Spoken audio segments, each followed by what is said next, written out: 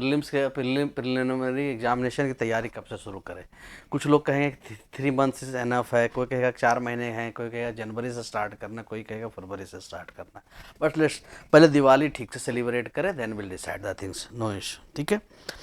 तो मेरे हिसाब से मैं एक एग्जांपल देना चाहूँगा, उससे ही स्टार्ट करते हैं कि ट्रेन, रेलवे स्टेशन या बस पकड़, रेलवे का स्टेशन कर लेते हैं बेस्ट एग्जांपल। क्या है कि अगर हमें स्टेशन जाना है तो हम पहले निकलते हैं, ट्रेन हमारा वेट नहीं करेगी, ट्रेन तो टाइम पे ही आएगी।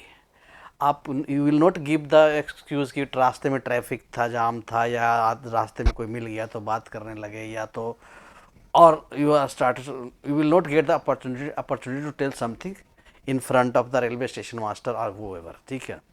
तो क्या करते हैं हम उसके लिए हम यही करते हैं ना कि पहले निकलते हैं, थोड़ा सा समय टाइम लेते हैं ताकि अगर कोई अनवांटेड सिचुएशन रहे तो उसको हम कोप अप करते हुए स्टेशन पे हम बिफोर पहुंच जाएं, ताकि ट्रेन आने से पहले हम स्टेशन पे हों, ठीक है ना।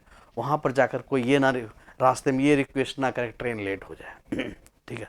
Same thing with UPSC examination, ऐसा नहीं करना है कि जिस जनवरी और फरवरी में स्टार्ट करना है, जो अगर स्पेशली उनके लिए जो फर्स्ट टाइम प्रीलिम्स दे रहे हैं या प्रीलिम्स में उन्हें प्रॉब्लम हो रहा है। जिन्होंने मेंस लिख रखा है उनको तो ऑलरेडी कॉन्फिडेंस है कि वो इतना समय में उनको लिए जस्ट एक रिवीजन है, लेकिन उनको भी रिस्क लेने की ज़रूरत नहीं है। फिर भी मैं यही कहूँगा क्या कि आप सफिशिएंट टाइम लो, अगर पॉसिबल है तो आप नवंबर या दिसंबर से स्टार्ट कर दो, नवंबर फर्स्ट वीक से स्टार्ट कर दो, ताकि you will in a situation to complete the things in March, ठीक है। मार्च के बाद क्या होगा कि you will be sufficient time, मार्च अप्रैल मई लगभग 2-2.5 महीने होंगे जो सफिशिएंट टाइम होंगे फॉर योर रिवीजन। और उस समय कोई ऐसा सिचुएशन नहीं रहेगा कि भैया लगेगा, कोई डर का सिचुएशन नहीं आएगा।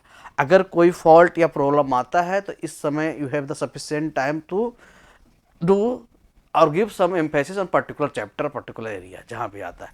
दूसरी बात, because of the individual differences हैं, इंडिविजुअल डिफरेंसेस का मतलब यहाँ पे कोई डिफरेंट बैकग्राउंड से है, कुछ लोगों की ग्रैस्पिंग पावर ज़्यादा अच्छी है, कुछ लोगों को टाइम लगता है समझने में, इस पर डिनाई नहीं कर सकते। साइंटिफिकली छोड़ो, यहाँ पे नॉर्मल सिचुएशन में हम यही देखते हैं कुछ लोगों को समय लगता है, कुछ लोग आसानी से ग्रैस्प कर सकते हैं, कुछ लोगों का एकेडमिक बैकग्राउंड बहुत अच्छा होता है जिसकी वजह से उन्हें समझने में ज़्यादा आसानी होती है। तो आप किसी से कंपैरिजन करने के बजाय अपने आप को पहचानने की कोशिश करें और उस हिसाब से अपने आप को उस हिसाब से आप चीज़ों को डिसाइड करें। दूसरा जी कि होता क्या है कि ड्यूरिंग प्रिपरेशन क्या है कि कभी बाहर रहना होता है, बाहर रहने में आपको अनहाइजेनिक फूड, अनहाइजेनिक एनवायरनमेंट, सभी चीज़ों को देखना पड़ता है। तो हम ये गारंटी नहीं दे सकते कि ड्यूरिंग प्रिपरेशन हम बिल्कुल ही फिट रहेंगे, ठीक है। तो उस सिचुएशन में हम ये काउंट करके चलें, हो सकता है जुकाम आ जाए, हो सकता है बुखार लग जाए, हो सकता है सब कुछ अच्छा रहेगा फिर ब्रेन सेचुरेशन आ जाए, आज पढ़ना तो चाह रहे हैं बट ब्रेन में कुछ जा नहीं रहा है, तो in that situation you are will lose the time.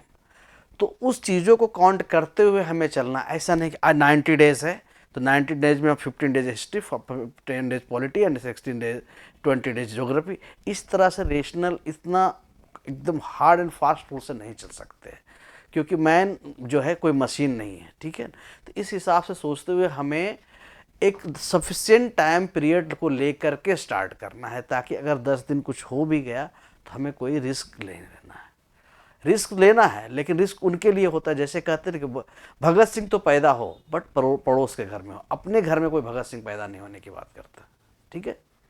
तो उसी तरह से ये सजेशन जो है ना कि 30 डेज है, 90 डेज इनफ फॉर प्रीलिम्स, ये दूसरों के लिए है, अपने लिए नहीं है। सो अपने पर ना रिस्क लेकर के आप सफिशिएंट तैयारी करें और दिवाली की ठीक से सेलिब्रेशन करने के बाद हमारे हिसाब से तैयारी को स्टार्ट कर देना चाहिए। Okay, thank you.